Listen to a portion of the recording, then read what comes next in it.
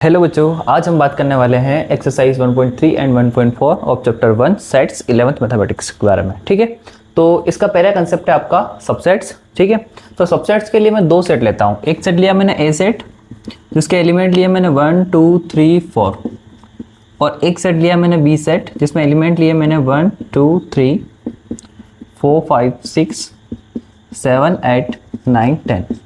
ठीक है, यहाँ पे दो सेट लिए, तो ए के जितने भी एलिमेंट है 1 2 3 4 चारों के चारों देखोगे तो इस बी सेट के अंदर आ गए आपके। समझ में आया? और बड़ा सेट भी आपका बी है, तो ए वाला सेट क्या हो जाएगा? ए सेट हो जाएगा बी का सबसेट। इसको ऐसे लिख सकते हैं, ए इज सबसेट ऑफ बी, इसे तब ऐसा बोला जाएगा। ठीक है, एक इसका सबसेट हो गया बी का, और इसको डिनोट कैसे किया जाएगा? तो ए सबसेट है बी का, ये इसका सिंबल होता है। क्लियर? ये क्या होता है? इसका सिंबल होता है। यहाँ पे ए और बी के कुछ नाम होते हैं। ए को अगर देखेंगे तो ए के सारे एलिमेंट किसके अंदर आ गए? बी के अंदर आ गए, और ए और बी आपस में इक्वल नहीं है। इक्वल नहीं है इस टाइप पे अपन कहेंगे कि A is proper subset of B, और बी को क्या कहेंगे? B is called superset of A, superset of ए।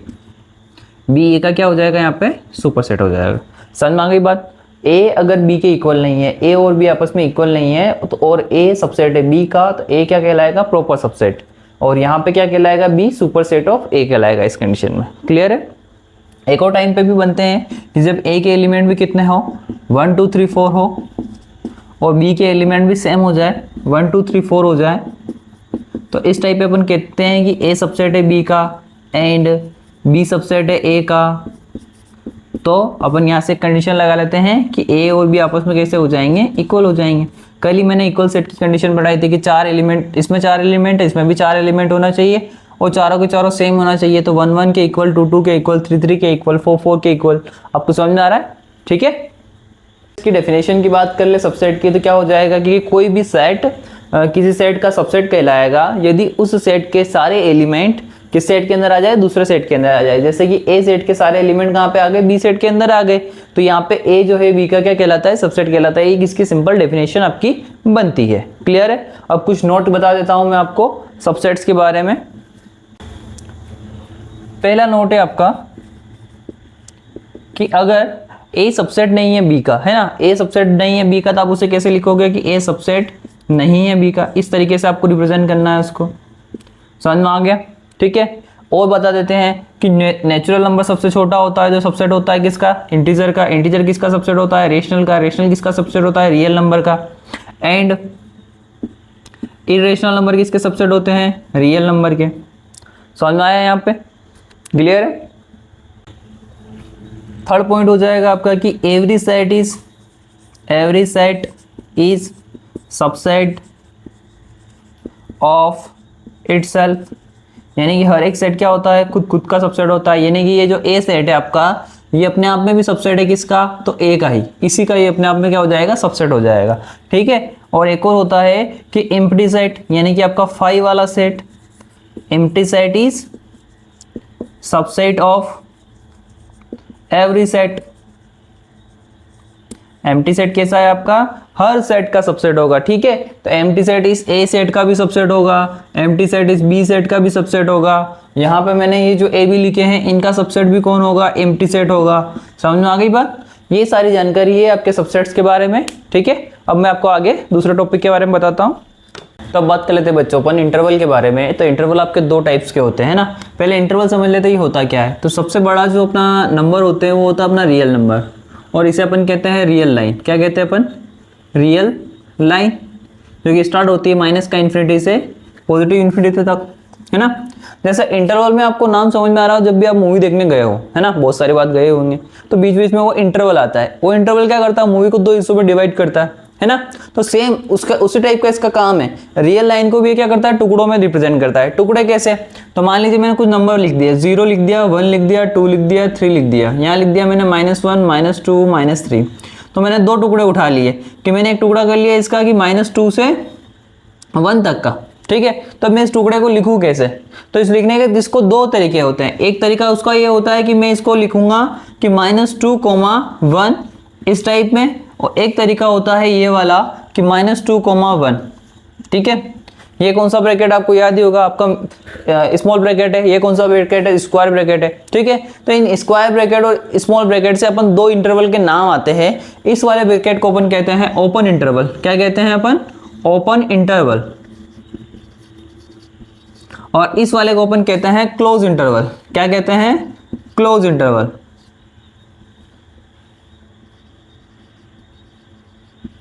अब कि सर इन दोनों में अब डिफरेंस क्या है ना, यही सबके मन में अंतर सवाल आएगा ना कि सर इन दोनों के बीच में आपका डिफरेंस क्या है, कि क्या इनके अंदर है डिफरेंस जो आप इसका नाम अलग अलग है। तो कुछ नहीं है, इसका नाम, इसमें डिफरेंस है कि एंड पॉइंट नॉट कंटेंट। क्या करता है ये, एंड पॉइंट नॉट कंटेंट। इसका मीनिंग क्या है सर, अब तो एंड पॉइंट नॉट कंटेंट मतलब कि इस इंटरवल को एंड कहाँ हो रहा है, -2 और 1 पे हो रहा है ना, तो -2 और 1 एलिमेंट इस इंटरवल के अंदर आएंगे नहीं, यानी कि लाई नहीं करेंगे। ठीक है, तो वहां पे इसका उल्टा हो जाएगा यहाँ पे कि and point content. And point को क्या करता है ये, कंटेंट करता है। एंड पॉइंट यानी कि -2,1 एलिमेंट इस सेट के अंदर होंगे, इस इंटरवल के अंदर होंगे। समझ में आ गई बात। अब बात कर लेते हैं इनकी लेंथ की। तो लेंथ का दोनों ही जगह सेम फॉर्मूला है, चाहे आप a, ओपन इंटरवल लो या फिर आप क्लोज इंटरवल लो। अगर आपको लेंथ ऑफ इंटरवल देखनी है, लेंथ ऑफ इंटरवल, तो आपको हमेशा क्या करना पड़ेगा, b-a करना पड़ेगा। समझ में आ गई बात। लेंथ मतलब लंबाई देकर देखनी है इंटरवल की, क्या होगी, b-a होगी, यानी कि पीछे के एलिमेंट में से आगे वाला एलिमेंट अपने को माइनस कर देना है। तो बात कर लेते हैं इसकी लेंथ की। तो इसकी लेंथ कितनी होगी, लेंथ ऑफ इंटरवल कौन सा अपना, -2,1, तो ये हो जाएगा 1 - -2 यानी कि 1 + 2 यानी कि कितना हो जाएगा, 3 है। इसकी लंबाई 3 है। यहाँ पे भी अपन देखेंगे तो -2 से कितना चले, एक ये चले तो 1 यूनिट और 1 यूनिट, तो तीनों मिला के कितना हो गया, 3 यूनिट हुआ क्या, नहीं हुआ। तो इसकी लेंथ कितनी हो गई, 3 हो गई। सेम आंसर यहाँ पे भी आएगा आपका। ठीक है, अब बात कर लेते हैं कि रियल लाइन को ऊपर, अच्छा यहाँ देखो तो रियल लाइन का अपन ने एक छोटा सा पोर्शन उठाया था और इसी से अपन ने दो इंटरवल बनाए थे, है ना, रियल लाइन का छोटा हिस्सा। तो जब भी रियल लाइन के टुकड़े करेंगे तो वो अभी बताया मैंने कि कोई सा भी एक सेट था, अगर उसका छोटा हिस्सा अपन लिख रहे हैं तो वो चीज़ क्या कहलाती है, सबसेट कहलाती है। तो इस हिसाब से ये जो होता है ओपन इंटरवल, ये क्या होता है, सबसेट होता है रियल नंबर का। ठीक है, इसी प्रकार से क्लोज इंटरवल भी क्या होता है, सबसेट होता है रियल नंबर का। समझ में आ गया बात। अब यहाँ पे आपको मैंने रिप्रेजेंटेशन बता ही दिया है, ये ओपन इंटरवल का रिप्रेजेंटेशन है, ये क्लोज इंटरवल का रिप्रेजेंटेशन है। क्लियर है ना। एक बार बता दूं मैं आपको कि इनको सेट के फॉर्म में भी लिख सकते हैं। a, b ओपन इंटरवल है तो इसे सेट में ऐसा लिखा जा सकता है कि x एलिमेंट, x की वैल्यू क्या है आपकी, a से बड़ी है और b से छोटी है। ठीक, अगर इधर लिखना होगा अपने को इसको क्लोज इंटरवल ab को सेट फॉर्म में, तो ये हो जाएगा a = इसमें एलिमेंट है x और x की वैल्यू, अब a को कंटेन करता है तो a को कंटेन करा देते हैं तो इक्वल लग जाएगा, b को भी कंटेन करता है तो इधर क्या करना है, b के इक्वल हो जाएगा। क्लियर आ रही ना बात समझ में, इस टाइप से हो जाएगा। और एक और बात, इनको ये मत समझना कि केवल -2 और 1 एलिमेंट इनके अंदर है, इनके अंदर कौन से नंबर होते हैं, इनफाइनाइट रेशनल और इनफाइनाइट इरेशनल नंबर इनके अंदर कंटेन होते हैं।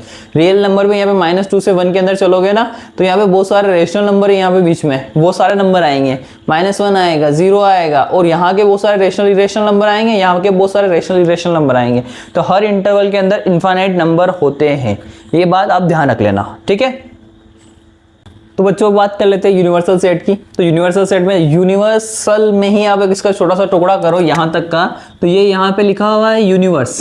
क्या लिखा हुआ है, यूनिवर्स। यूनिवर्स मतलब पृथ्वी जो है, अपनी जो अर्थ है जिस पे अपन रह रहे हैं, ये अपने एक यूनिवर्स का क्या है, एक छोटा सा प्लेनेट है। समझ में आ रही बात। तो सेम उसी प्रकार से इस यूनिवर्सल सेट भी मतलब उस यूनिवर्स के हिसाब से आप सोच सकते हो कि सेटों का सेट, यानी कि पृथ्वी क्या कर रही है, एक यूनिवर्स के अंदर एक छोटा सा टुकड़ा है।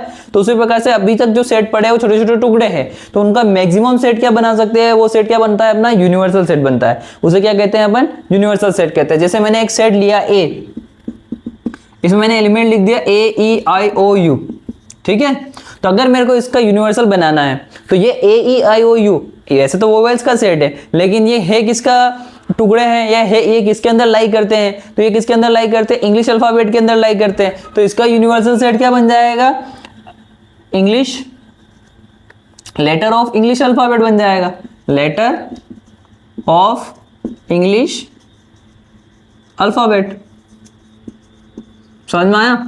इससे ज़्यादा क्या बढ़ा सकते हैं, इसके अंदर इससे ज़्यादा तो अपन बना नहीं सकते हैं। और इसको रिप्रेजेंट करने का तरीका होता है हमेशा कैपिटल यू से रिप्रेजेंट करते हैं। किससे रिप्रेजेंट करेंगे? यू से। इन सेट्स को कभी भी आप यू से रिप्रेजेंट मत करना, हमेशा यू को रिप्रेजेंट करने के लिए किसका यूज करेंगे? यूनिवर्सल का यूज करेंगे। समझ में आ रही है बात? और यहाँ पे और सेट ले लेते हैं अपन, एक सेट और कंसिडर कर लेता हूँ। जैसे मैंने एक सेट कंसिडर कर लिया 1 2 3 4 5, ठीक है ना।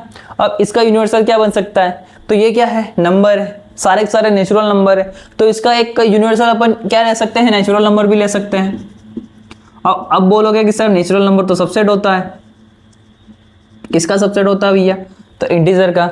अब फिर बात होगी, इंटीजर भी सबसेट होता है, किसका होता है? रेशनल का। रेशनल किसका सबसेट होता है? इरेशनल का नहीं होता, किसका होता है? रियल नंबर का। तो इसका यूनिवर्सल का सेट आपका रियल नंबर बनेगा। क्या बनेगा? Real number. सबसे मैक्सिमम सोचना है अपने को, तो ये बन जाएगा अपना रियल नंबर। क्लियर है? यहाँ पे नेचुरल नंबर कैंसिल आउट हो जाएगा। क्लियर है ना? तो जो सेट दिया गया है उस सेट का मैक्सिमम आउटपुट क्या आ सकता है, कि उसका मैक्सिमम क्या लिख सकते हैं। जैसे कि अपन ने पॉपुलेशन की काउंटिंग कर ली इंडिया की, कि इंडिया की पॉपुलेशन इतनी है, तो उसका मैक्सिमम क्या बन जाएगा? पूरी वर्ल्ड की पॉपुलेशन उसका क्या हो जाएगा? यूनिवर्सल सेट हो जाएगा। समझ में आ गई बात? और इसको रिप्रेजेंट किससे करना है? यू से रिप्रेजेंट करना है। Is that clear? तो बच्चों आगे बात कर लेते हैं अपन अब वेन डायग्राम की। वेन डायग्राम, वेन डायग्राम्स जो है बहुत ही सिंपल सा डायग्राम्स होते हैं जिनमें अपन सेट्स को रिप्रेजेंट करते हैं। सेट्स कौन कौन से पढ़े अपन ने? एक यूनिवर्सल सेट पढ़ा, यूनिवर्सल सेट पढ़ा, और एक और कौन सा पढ़ा? सेट्स पढ़े। यूनिवर्सल सेट्स के क्या होते हैं? सभी के सभी इसके सबसेट होते हैं, है ना। तो मैंने मान लीजिए यूनिवर्सल सेट ले लिया 1 2 3 4 5 6 7 8 9 10, और मैंने इसका एक सबसेट बना लिया A 2 4 6 8 10, और एक सबसेट मैंने बी बना लिया इसका 2 6 5 7 और 9 ले लेते हैं ना। तो यहाँ पे क्या किया जाता है कि यूनिवर्सल सेट को हमेशा किस फॉर्म में रिप्रेजेंट किया जाता है? रेक्टेंगल की फॉर्म में। रेक्टेंगल मैंने बना लिया ये, तो ये क्या हो गया? हमारा यूनिवर्सल सेट हो गया। यूनिवर्सल सेट को हमेशा कहाँ पे रिप्रेजेंट करना है? रेक्टेंगल में। और इनके जितने भी सबसेट्स है उनको किसके अंदर रिप्रेजेंट करना है? सर्कल के अंदर। किसके अंदर करना है? सर्कल के अंदर। तो पहला सर्कल में क्या क्या आ जाएंगे? 2 4 6 8, 2 4 6 8 10, ये सारे एलिमेंट इसके अंदर आ गए। समझ में आ गई बात? दूसरा सबसेट क्या है जिसके अंदर 2 आ रहा है 6 आ रहा है, मतलब ये 2 और 6 एलिमेंट उस सेट के भी अंदर आ रहे हैं, तो उस सेट की बाउंड्री को थोड़ा सा इधर इसकी तरफ खिसका लो, और इसको भी अपने को सबसेट ही है, यूनिवर्सल का तो सबसेट है ये, तो उसके अंदर कैसा बनेगा? सर्कल के फॉर्म में बन जाएगा। और 7 और 9 इसमें आ जाएंगे यहाँ पे। समझ में आ गई बात? क्योंकि ये इस ए वाले के अंदर तो है नहीं, ये ए हो गया, ये बी हो गया। बी के अंदर 7 9 एक्स्ट्रा है, ए के अंदर 4 6 4 8 और 10 एक्स्ट्रा है। ए और बी की दोनों की बाउंड्री शेयर कौन कर रहा है? 2 और 6 कर रहे हैं, क्योंकि 2 और 6 दोनों में कॉमन है। ठीक है, अब और कौन कौन एलिमेंट रह गए? तो देखो 1 रह गया तो इन दोनों से बाहर आएगा, इन दोनों सर्कल के बाउंड्री से बाहर आएगा। 5 रह गया तो वो भी बाहर आएगा। और कौन रह गया है? 5, आगे 6 7 8 9 10, बाकी सारे के सारे एलिमेंट आपके आ गए। तो इस टाइप से अपन डायग्राम को क्या करते हैं? बनाते हैं। क्लियर है? अब आगे बात कर लेते हैं यूनियन ऑफ सेट्स, है ना। मान लीजिए आपके पास दो सेट्स दिए गए हैं। ए सेट दिया गया है आपको 1 2 3 4 5, और बी सेट दिया गया है आपको ए ई आई ओ यू 4, यू रहने दो, चलो 4 लिख दिया मैंने इसलिए ना, या फिर यू लिख दो, यू और 1 2 ले लेते हैं। ठीक है, अब इन दो सेट्स का यूनियन बनाना है। तो यूनियन क्या होता है वो मैं वो बाद में समझाता हूँ। यूनियन को डिनोट कैसे करते हैं? इस वाले सिंबल से डिनोट किया जाता है। ठीक है, ये थोड़ा यू नहीं है, यू से हटके शेप है, तो इसे यूनियन से रिप्रेजेंट करते हैं। तो अगर अपने को ए यूनियन बी बनाना है, ए यूनियन बी, तो कुछ नहीं करना है, इन सभी सेट्स के सब एलिमेंट्स को लिख देना है। और कितनी बार लिखना है? एक बार। सेट के अंदर एलिमेंट का रिपीटेशन नहीं होता है। ठीक है ना। तो इसके सारे एलिमेंट कितने हो गए? 1 हो गया, 2 हो गया, 3 हो गया, 4 हो गया, 5 हो गया। यहाँ से आ जाएंगे ए ई आई ओ यू। अब 1 2 भी है तो 1 2 पहले से लिख चुके हैं, तो ये सेट क्या हो जाता है? यूनियन हो जाता है। समझ में आ गया? यानी कि दोनों के सेट के सारे एलिमेंट मर्ज करके किसी सेट के अंदर अगर अपन लिख देते हैं सिंगल बार, तो वो चीज़ क्या बन जाती है? यूनियन बन जाता है। अब इसका वेन डायग्राम भी समझ लीजिए कि वेन डायग्राम में कहाँ पे इसकी बाउंड्री होती है ना। तो ये तो हो गया इन दोनों का यूनिवर्सल। ठीक है, और ये दोनों किसी न किसी यूनिवर्सल के क्या होंगे? सबसेट होंगे। तो दोनों को सबसेट फॉर्म में लिख देते, तो ए देखो दोनों के अंदर कॉमन कौन है? 1 2 एलिमेंट कॉमन है, तो 1 2 को मैं सेंटर पे रिप्रेजेंट कर देता हूँ। ये ए की बाउंड्री हो गई, है ना। और 1 2 बी की बाउंड्री में भी जाएंगे तो ये बी की बाउंड्री हो गई। ठीक है। अब इसके साथ कौन कौन बचा था, 3 बचा था, 4 बचा था, 5 बचा था। इसके लिए कौन कौन बचा था, ए, ई, आई, ओ और यू। ठीक है। तो अब ये यूनियन के अंदर जो एलिमेंट आए वो आपको अगर देखोगे तो ये वाले सारे एलिमेंट, इतनी इतनी बाउंड्री वाले सारे एलिमेंट आपके यूनियन के अंदर आए हैं। ये चीज क्या बताती है, यूनियन ऑफ सेट को रिप्रेजेंट करती है। क्लियर है। तो बच्चों बात कर लेते हैं इसका मैथमेटिकल फॉर्म की। मैथमेटिकल फॉर्म में कैसे समझ सकते हैं इसको कि एक्स मान ये ए यूनियन बी बनाया हमने, है ना, और इनके अंदर एलिमेंट होते हैं, एलिमेंट को बिलोंग्स टू के सिंबल से रिप्रेजेंट करते हैं कि बिलोंग्स टू। एलिमेंट को किससे रिप्रेजेंट करते हैं, जनरली अपन एक्स से, कि अगर X element A union B के अंदर है तो अपने को ये पता लगाना है कि एक्स कहाँ कहाँ होगा। तो इसका मीनिंग यहाँ से आता है कि एक्स ए में भी होगा और एक्स बी में भी होगा। देख लो यहाँ से कोई सा भी एलिमेंट उठाओ, ए यूनियन बी के ये जितने भी सारे एलिमेंट लिखे हैं मैंने, है ना, इन सभी एलिमेंट को देखो। 1 को देखो तो 1 ए में भी है और 1 बी में भी है। 2 देखोगे तो ए में भी है, बी में भी है। 3 देखोगे तो यहाँ पे ए में है और बी में नहीं है, तो कोई बात नहीं, एक जगह कहीं पे भी होना चाहिए। 4 देखोगे तो 4 ए में है, 5 देखोगे तो 5 ए में है। ए, ई, आई, ओ, यू किसके अंदर है, बी के अंदर है। समझ में आ गई ना बात। और का मतलब होता है कि या तो इसमें होगा या इसमें होगा, दोनों में से किसी ना किसी एक सेट के अंदर आपके एलिमेंट रिप्रेजेंट होंगे। क्लियर है। क्या था बच्चों, इंटरसेक्शन ऑफ सेट्स, है ना। तो इंटरसेक्शन ऑफ सेट्स को सबसे पहले रिप्रेजेंट करने के लिए, जैसे उस बार अपन इसका सिंबल होता था ये सा, अब इस सिंबल को उल्टा कर दो तो ये क्या होता था, इंटरसेक्शन को रिप्रेजेंट करता है। ठीक है। अब मैं 2 सेट लिख देता हूँ। ए, मैंने ए सेट लिखा आपका 2 4 6 8 और मैंने बी सेट लिखा आपका 1 2 3 4 5 6। ठीक है। तो अगर मेरे को ए इंटरसेक्शन बी पता लगाना है, क्या करना है, ए इंटरसेक्शन बी, तो इसके अंदर कौन कौन से एलिमेंट आएंगे। वहां पे क्या होता था कि सारे एलिमेंट्स को लिखना होता था, एक बार क्या करना है, सारे एलिमेंट्स को लिख देना है। यहाँ पे ऐसा नहीं, यहाँ पे सिर्फ वो एलिमेंट लिखना है जो दोनों में कॉमन हो। तो दोनों में क्या क्या कॉमन है, तो एक तो 2 दोनों में कॉमन है, एक 4 दोनों में कॉमन है, एक 6 दोनों में कॉमन है। तो ये एलिमेंट इस सेट के अंदर आ जाएंगे।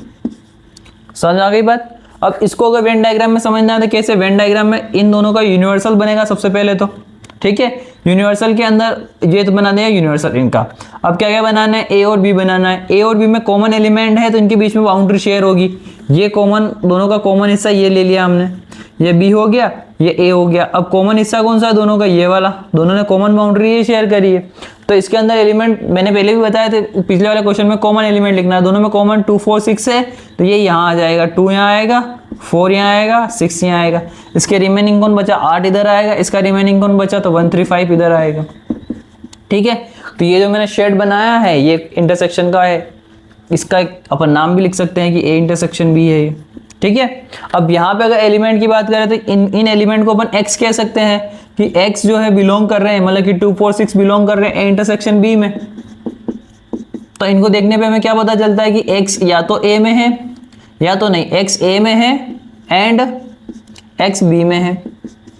अब यहाँ के एलिमेंट दोनों ही जगह होते हैं। 2 देखोगे तो ए और बी दोनों में मिलेगा, 4 देखोगे तो ए और बी दोनों में मिलेगा, 6 देखोगे तो भी ए और बी दोनों में मिलेगा।